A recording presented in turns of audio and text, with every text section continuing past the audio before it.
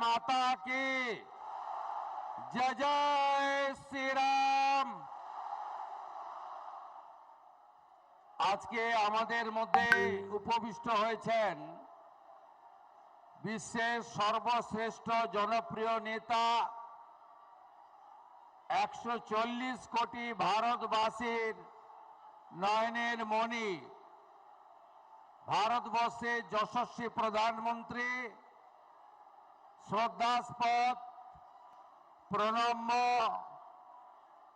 মাননীয় শ্রীযুত নরেন্দ্র মোদীজি, তাকে আমি পশ্চিমবঙ্গবাসীর পক্ষ থেকে ভারতীয় জনতা পার্টির সমস্ত বিধায়ক মণ্ডলীর পক্ষ থেকে আন্তরিক ধন্যবাদ ও কৃতজ্ঞতা জ্ঞাপন করি। মঞ্চে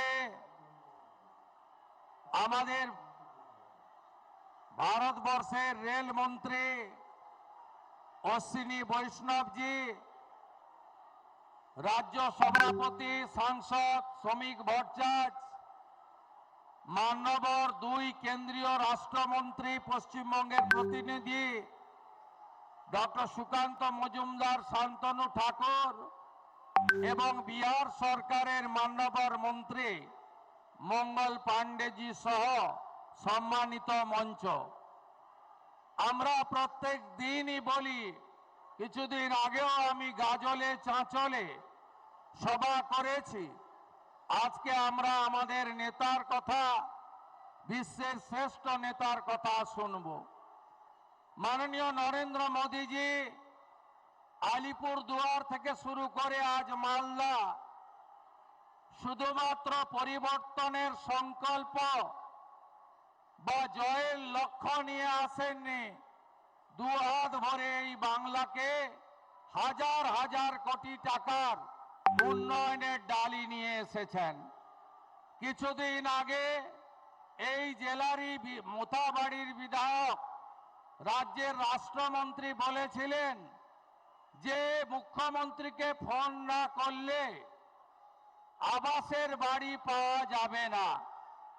আপনারা শুনে রাখুন, এই রাজ্যে মাননীয় প্রধানমন্ত্রী 7 কোটি বাংলার জনগণকে প্রধানমন্ত্রী অন্ন সুরক্ষা যোজনা দিয়েছেন। মাননীয় প্রধানমন্ত্রী 40 লক্ষ আবাসের বাড়ি দিয়েছেন। মাননীয় প্রধানমন্ত্রী 14 লক্ষ শৌচালয় স্বচ্ছ ভারতে দিয়েছেন। মাননীয় প্রধানমন্ত্রী ভারত সরকার 1,29 লক্ষ উজালা 1 উজালা 2 মা বোন দিদিদের গ্যাসের কানেকশন দিয়েছেন।